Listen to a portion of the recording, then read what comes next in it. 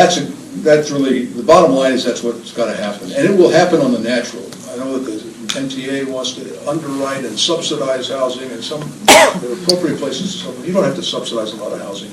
The private sector will build housing near the transit lines because that's where people want to be. There was a great sign on the Bunker Hill Towers when I was first getting started, and the sign hung out there and it said, if you lived here, you would be home now. I'll never forget that as long as I live. So it's housing, jobs, and transit are all interrelated.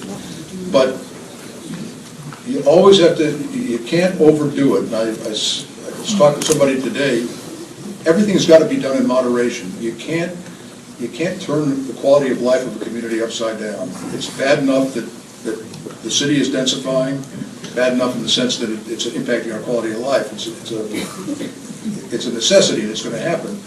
But it's got to be done in a way that respects the quality of life. There's no reason why you have to build an apartment building that casts a permanent shadow on your neighbor.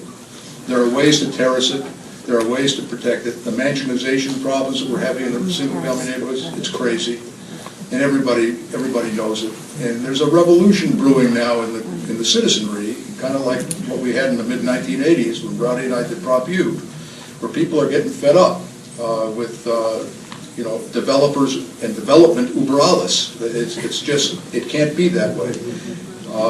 There's a great line, I'll end with this.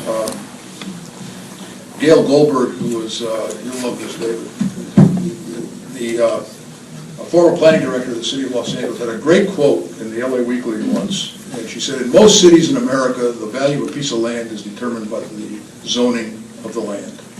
In Los Angeles, the value of a piece of land is determined by what the developer thinks he can get the zoning to be. And there's a lot of truth to that. And as a result, it appears to the naked eye that there's just this hodgepodge of stuff, and there's no rhyme or reason. Plans mean nothing. People get variances and deviations from the plan.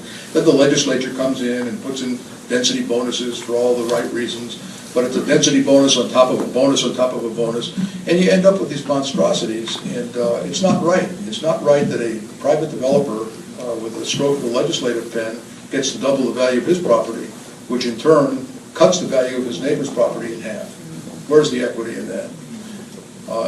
So subject for another time. But transportation is clearly the #1 issue on people's minds in Southern California. It polls that way.